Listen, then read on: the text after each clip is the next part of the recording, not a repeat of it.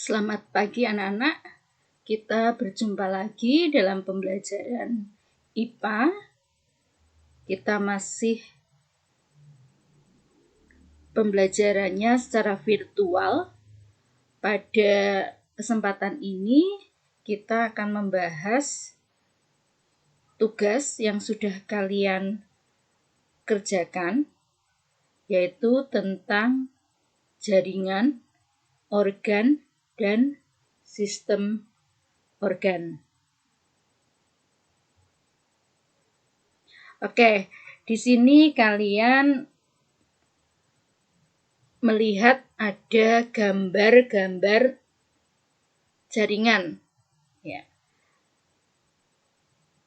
Jaringan ini adalah merupakan jaringan tumbuhan atau hewan, itu pertanyaannya. Berikan alasannya dan kalian diminta untuk memberi nama jaringan dari A, B, C, dan D. Oke, ya. Ini adalah jaringan yang menyusun tubuh hewan. Ya, karena memang jaringan ini ada di dalam tubuh hewan. Kemudian nama-nama jaringannya yaitu ini adalah jaringan epitel. Ini adalah jaringan areolar, jaringan ikat ya. Termasuk jaringan ikat. Kemudian ini adalah jaringan otot.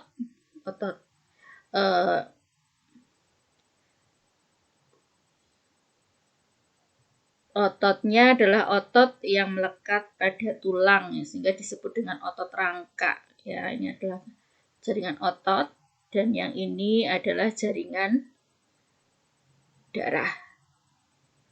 Oke ya. Ya. Ini juga masih merupakan jaringan penyusun tubuh hewan. Ya. Untuk mengetahui fungsinya tentunya kalian harus tahu terlebih dahulu nama-nama jaringannya. Ya, gambar A ini adalah jaringan otot jantung. Ya, otot jantung fungsinya ya, jantung itu kan otot ya, otot jantung itu fungsinya adalah untuk berkontraksi dan berelaksasi.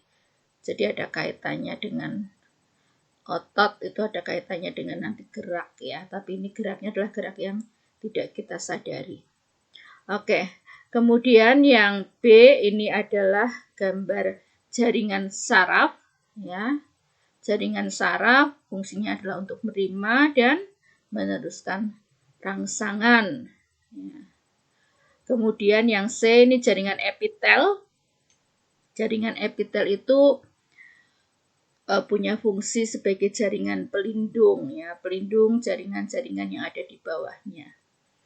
Kemudian ini adalah jaringan tulang ya, jaringan tulang itu fungsinya adalah sebagai penguat, penopang ya, sehingga kita bisa berdiri tegak ya, seperti gambar ini ya, bisa berdiri ya, jadi berdiri dengan tegak, penguat ya. Jadi ini adalah jaringan tulang sebagai penopang.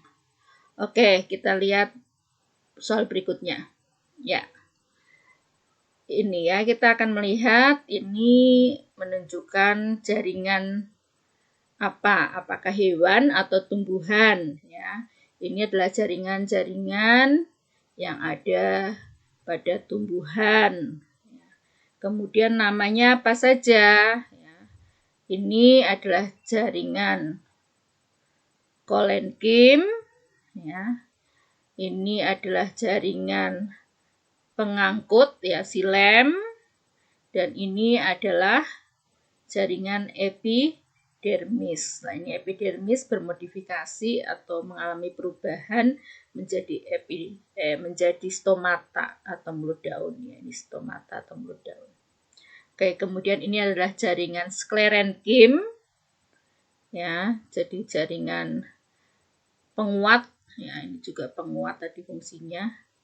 Kemudian ini adalah jaringan xilem. Ini yang lubang-lubang besar ini jaringan xilem untuk mengangkut air dan garam mineral, sedang yang di sekitarnya itu adalah jaringan floem untuk mengangkut hasil fotosintesis. Sedangkan ini adalah jaringan parenkim. Ya, jaringan parenkim ini merupakan jaringan untuk menyimpan cadangan makanan, untuk fotosintesis, dan juga untuk respirasi. Ya, jadi ulang ini kalau yang kolenkim dan sklerenkim itu fungsinya sebagai jaringan penguat. Ya, ini pada akar, batang, dan daun. Kalau ini yang sklerenkim itu pada organ-organ yang sudah tua. Ya, seperti pada batok kelapa. Ya, atau ya batok kelapa. Nah, itu kalau kita lakukan diambil permukaannya, ya, kemudian kita amati di bawah mikroskop. Nah, itu akan membentuk bagian seperti ini yang namanya sklerenkim. Oke. Berikutnya, ini sudah masuk ke materi organ dan sistem organ, ya. Oke, di sini manakah yang merupakan organ, mana sistem organ, dan berikan alasannya. Oke, kita lihat satu-satu. Yang A ini adalah jantung, berarti menunjukkan organ. Ini adalah lambung, yang menunjukkan organ. Kemudian ini ada buah, juga menunjukkan organ. Ya, ini daun, ya, organ. Kemudian di sini ya ada akar, ini juga organ. Mengapa disebut organ? Ya, karena tersusun dari jaringan-jaringan. Ya. Kemudian manakah yang merupakan sistem organ? Ya, yang merupakan sistem organ ini ya, ini adalah merupakan sistem organ, yaitu sistem pernafasan. Kemudian yang lainnya, yang D, E, dan F itu apa? Ya, kalau yang D, ya tadi yang D ini adalah jaringan, ya jaringan epitel. Kemudian kalau yang E ini sudah menunjukkan organisme, ya organisme. Kemudian yang F ini menunjukkan jaringan. Kenapa yang hari ini disebut sebagai sistem organ? Ya, karena di sini tersusun dari kumpulan organ-organ yang bekerja sama untuk melakukan satu fungsi tertentu. Oke, sekarang berikutnya. Oke, perhatikan gambar sistem organ pada manusia. Berikan nama sistem organnya. Oke, yang A ini adalah sistem pencernaan, B sistem pernafasan, C ini adalah sistem gerak, ya. Kemudian ini sistem transportasi atau sistem peredaran darah. Ini menunjukkan sistem ekskresi, ya, salah satunya adalah ginjal, itu sistem ekskresi atau pengeluaran zat sisa yang sudah tidak dibutuhkan lagi oleh tubuh kita, jadi harus dibuang itu zat sisanya, karena kalau tidak dibuang itu bisa meracuni tubuh kita. Oke, yang ini adalah gambar sistem reproduksi, yaitu sistem reproduksi pada wanita. Ya, ini kenapa disebut sistem organ, karena kita melihat di masing-masing sistem organ ini tersusun dari organ-organ yang bekerja sama untuk melakukan satu fungsi tertentu. Ya, contohnya tadi nih, sistem pencernaan berarti tersusun dari organ-organ yang bekerja sama untuk melakukan fungsi mencerna makanan. Oke.